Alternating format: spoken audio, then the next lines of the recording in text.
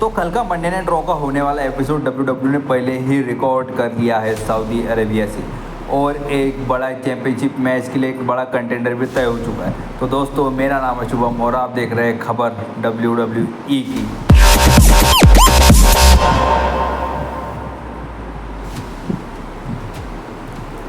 तो सबसे पहले बात कर लेते हैं नंबर कंटेंडर की। तो गुंथर के वर्ल्ड चैंपियनशिप के लिए WWE ने डेमियन प्रीस्ट को नंबर 1 कंटेंडर के तौर पे चुन लिया है। क्योंकि वो एक फेडरल 4-वे मैच में थे, जहाँ पे एक तरफ थे Seth Rollins, Sheamus, Damien priest और डोमिनिक मिस्टीरियो। और ये मैच में डेमियन प्रीस्ट ने बाकी 3 सुपरस्टार्स को हरा के खुद को नंबर 1 कंटेंडर के तौर पे जीत लिया है वो मैच ही नहीं। और अब वो वापस एक बार फ्यूड करने वाले हैं गुंथर से, और उन्हें जब से उन्होंने चैंपियनशिप हारी फिन बैलर की वजह से, तब से उन्हें री मैच भी नहीं मिला था गुंथर के खिलाफ, और अब उन्हें री मैच मिलने जा रहा है। और पॉसिबली मुझे तो नहीं लगता है कि वो गुंथर को हरा पाएंगे, क्योंकि इस मैच में फिन बैलर की इंटरफेरेंस देखने को हमें 100% मिलेगी। क्योंकि डेमियन प्रीस्ट अभी तक जजमेंट डे से मूव ऑन नहीं कर पाए, उनकी फ्यूड अभी तक जजमेंट डे के साथ ही चालू है। और कल के मंडे नाइट रॉ के बारे में हम आगे बात करेंगे। और बात कर लेते हैं फिन बैलर के बारे में। तो फिन बैलर कब मूव ऑन करेंगे ये देखने लायक बात होगी। तो ठीक है, अगर आपने कल का क्राउन जूल के इवेंट देखा होगा तो केविन ओवेंस ने काफ़ी बुरी तरह अटैक किया था रैंडी ऑर्टन के ऊपर, और अब इसी के वजह से रैंडी ऑर्टन काफ़ी लंबे समय तक, हम कह सकते हैं कुछ समय तक, WWE के टेलीविज़न से गायब रहेंगे, जब तक पॉसिबली कोडी और केविन ओवेंस की फ्यूड ख़त्म नहीं हो जाती तब तक। और ये फ्यूड में जब फ्यूड ख़त्म होगी तो शायद रैंडी ऑर्टन रिटर्न कर सकते हैं, और फिर हमें रिटर्न करने के बाद द लेजेंड किलर ने द लेजेंड किलर का ये देखने को मिल सकता है। लेजेंड किलर नहीं कैसे का देखने को मिलेगा, लेजेंड किलर ही देखने को मिलेगा रैंडी ऑर्टन का रूप। और वो अटैक कर देंगे किसके ऊपर, तो कोडी रोड्स के ऊपर वो अटैक करेंगे और अपना हील टर्न करेंगे कोडी के ऊपर। और फिर हमें वहाँ से रैंडी वर्सेस केविन ओवेंस का भी मैच देखने के लिए मिलने वाला है। और उसके बाद फिर हमें देखने के लिए मिलेगा एक शायद रैंडी वर्सेस कोडी का भी मैच, क्योंकि वो पहले केविन ओवेंस के साथ अपनी फ्यूड खत्म करेंगे और उसके बाद कोडी रोड्स को अपना निशाना बनाएंगे, क्योंकि उन्हें चाहिए WWE चैंपियनशिप। और उसके बाद बात कर रहे थे गोल्डबर्ग के बारे में। तो WWE ने कल ही अनाउंस कर दिया था कि गोल्डबर्ग 2025 में अपना आखिरी मैच रेसल करेंगे।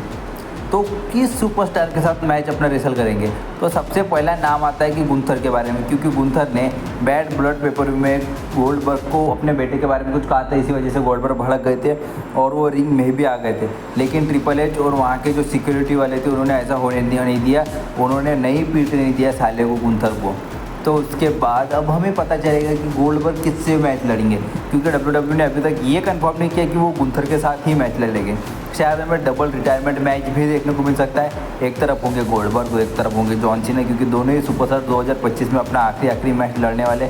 शायद ऐसा भी हो सकता है, या फिर वो और कोई सुपरस्टार हो सकता है। जैसे कर्ट एंगल के बारे में बात करें तो कर्ट एंगल को बैरन कॉर्बन के खिलाफ अपना रिटायरमेंट मैच मिला था, लेकिन गोल्डबर्ग कहीं ज़्यादा बड़े सुपरस्टार है कर्ट एंगल से, वो शायद किसी और को मिल सकता है। तो ठीक है, हमारे नेक्स्ट खबर सामने आ रही है कि डर्टी डोमिनिक मिस्टीरियो शायद ल्यूक मॉर्गन के ऊपर टर्न कर जाए। तो आप कहेंगे वो कैसे?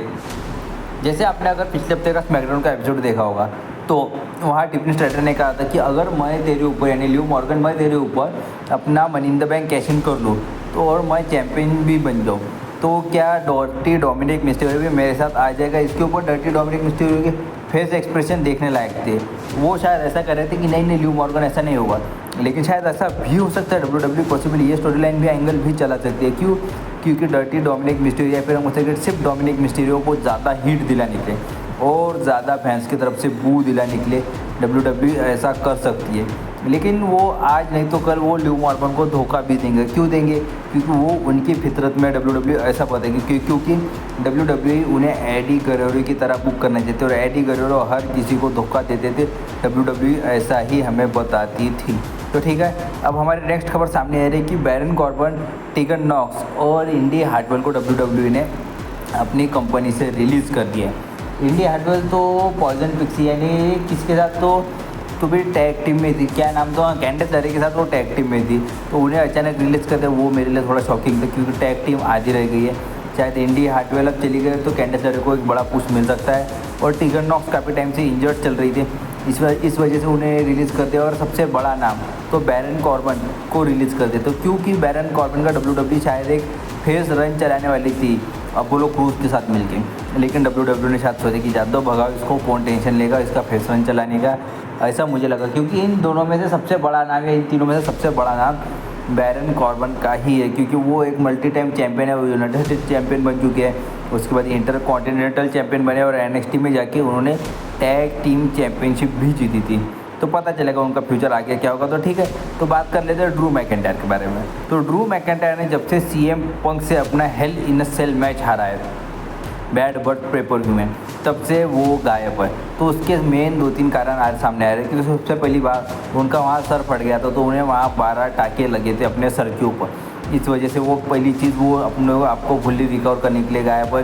दूसरी बात, उन्हें कुछ पर्सनल लॉसेस हुए। अब वो पर्सनल लॉसेस क्या है वो अभी तक तो सामने नहीं है, लेकिन वो पर्सनल लॉसेस काफ़ी ज़्यादा पर्सनल और दुखी करने वाले थे ड्रू मैकिंटायर को। शायद उनके फैमिली में अगर कोई एक्सपायर हो चुका है, ये मैं शायद अंदाजे से कह रहा हूँ, क्योंकि पर्सनल लॉसेस में तो हम ऐसा ही मान सकते हैं या कुछ और भी हो सकता है। इसी वजह से WWE ने ड्रू मैकिंटायर को अभी तक अपने टेलीविज़न पे नहीं लाया। और अगली चीज़ कि ड्रू मैकिंटायर के लिए WWE के पास अभी तक कोई स्टोरी लाइन प्रॉपरली तैयार नहीं है, क्योंकि वो रिटर्न करके किस सुपरस्टार को अटैक करेंगे, किस सुपरस्टार को फेस करेंगे। क्योंकि गुंथर के खिलाफ तो उन्हें इतने जल्दी वर्ल्ड चैंपियनशिप के लिए मैच नहीं मिलना। तो ठीक है, तो नेक्स्ट खबर हमारे सामने आ रही है कि लिव मॉर्गन शायद रोमन रेंस के रिकॉर्ड की बराबरी कर सकती है। तो आप कहेंगे रोमन रेंस के रिकॉर्ड की बराबरी कैसे? क्या वो रोमन रेंस का 1300 दिन का टाइटल रन तोड़ने वाली है या वहाँ तक जा सकती है? तो नहीं। जहाँ जैसे आपको पता होगा कि जब रोमन रेंस अपने प्राइम में थे, जब वो ब्लड लाइन के साथ थे, तो उनके पास 2 टाइटल, टैग टीम चैंपियनशिप, यानी लगभग WWE के सब टाइटल रोमन रेंस और ब्लड लाइन के पास थे। वैसा ही लिव मॉर्गन करा सकती है। तो लिव मॉर्गन सबसे पहले हमें लड़ते हुए दिख सकती है वुमेन्स टैग टीम चैंपियनशिप के लिए रकेल रॉड्रिगेज के साथ मिल के, और उसके बाद वो जा सकती है स्मैकडाउन पर और वहाँ पे ले सकती है, कौन है वहाँ पे चैंपियन फिलहाल, कौन है चैंपियन? तो नाया जैक्स। तो वो नाया जैक्स को चैलेंज कर सकती है चैंपियनशिप के लिए कि भाई ला नाया इधर चैंपियनशिप दे। और इस तरह लिव मॉर्गन 2 टाइटल या लिव 2 बेल्ट्स भी बन सकती है। जैसे एक टाइम पे बेकी लिंच थी, एक टाइम पे सेथ रॉलिंस थे, और सबसे लेटेस्ट उदाहरण की रोमन रेंस थे। तो ठीक है, जैसे मैंने आपको कहा तो वीडियो की शुरुआत में कि WWE ने कल का मंडे नाइट रॉ का एपिसोड सऊदी अरेबिया से रिकॉर्ड कर लिया है। तो ये एपिसोड की बात करें तो सबसे पहले लिव मॉर्गन शो को ओपन करते हुए हमें दिखाई देगी, और लिव मॉर्गन आके वहाँ पे रिया रिप्ली के ऊपर हुए अटैक के बारे में बात करेगी, उसके बारे में बात करेगी। उसके बाद बात करेगी कि कैसे उन्होंने नाया जैक्स को हराया और वो सबसे पहली क्राउन जूल वुमेन्स चैंपियन भी बनी। और उसके बाद हमें उन्हें इंटरप्ट करते हुए दिखाई देंगे कि वुमेन्स टैग टीम चैंपियन, और वो इंटरप्ट करके कहेगी कि तूने तो टाइटल डिफेंड किया, टाइटल जीता, लेकिन हमने हमारा टाइटल भी रिटेन किया और अब हम तुझे फेस करना चाहते हैं। और इस तरह हमें ये मैच कन्फर्म होते हुए भी दिखाई देगा। और इसके बाद हमें दिखेगा कि वुमेन्स वर्ल्ड टाइटल के लिए भी एक नंबर 1 कंटेंडर बैटल रॉयल होगा, और ये बैटल रॉयल ईओ स्काई जीतेगी, और Viking readers versus new day का मैच होगा, और न्यू डे वहाँ पे हार जाएगी और वाइकिंग रेडर्स भी हमें वहाँ पे जीतते हुए दिखाई देंगे। और उसके बाद सैमी ज़ेन आएंगे बाहर एक प्रोमो कट करने, और फिर उन्हें इंटरप्ट करने के लिए ऊसोज आएंगे। पहले जे ऊसो आएंगे, फिर जिमी ऊसो आएंगे, और छोटी मोटी नोकझोंक के बाद ऊसोज वहाँ से चले जाएंगे, और फिर हमें Dragon Lee versus Chad Gable के मैच में ड्रैगन ली जीतते हुए दिखाई देंगे। क्यों? क्योंकि रे मिस्टीरियो की मदद से। और फिर शो के मेन इवेंट में हमें दिखाई देगा नंबर 1 कंटेंडर गुंथर की चैंपियनशिप के लिए, जैसे मैंने आपको पहले ही बताया। एक तरफ होंगे Damien priest, Seth Rollins, Sheamus और डोमिनिक मिस्टीरियो, और ये मैच में हमें डेमियन प्रीस्ट जीतते हुए दिखाई देंगे, और सेथ रॉलिंस को आउट यानी सेथ रॉलिंस को मैच से बाहर करने का काम करेंगे। तो ब्रॉन्सन रीड उनको टेबल के थ्रू एक सुनामी लगाएंगे और सेथ रॉलिंस का काम वहीं ख़त्म हो जाएगा। और फिर बचे शेमस, डोमिनिक मिस्टीरियो और डेमियन प्रीस्ट। तो डेमियन प्रीस्ट पहले शेमस को भगाएंगे और उसके बाद डोमिनिक मिस्टीरियो को पिन करके मैच को जीतते हुए हमें दिखाई दे जाएंगे। और उसके बाद हमें फिर फ्यूड कंटिन्यू देखने के लिए मिलेगी डेमियन प्रीस्ट और डोमिनिक मिस्टीरियो की। ठीक है, तो आगे बात कर लेते हैं ब्लड लाइन के बारे में। तो सोलो सिको ने टॉन्ट किया है रोमन रेंस को, तर माजला सोलो सिको आता माजलास म्हणून समजा, यानी सोलो सिको अपने बाप यानी Roman Reigns OTC original tribal chief को टॉन्ट करे। जब आपको पता होगा कि चारों के चारों OG ब्लड लाइन के मेंबर्स यानी Roman Reigns, Sami Zayn, Jey Uso और जिमी ऊसो ने सोलो सिको को घेर लिया था।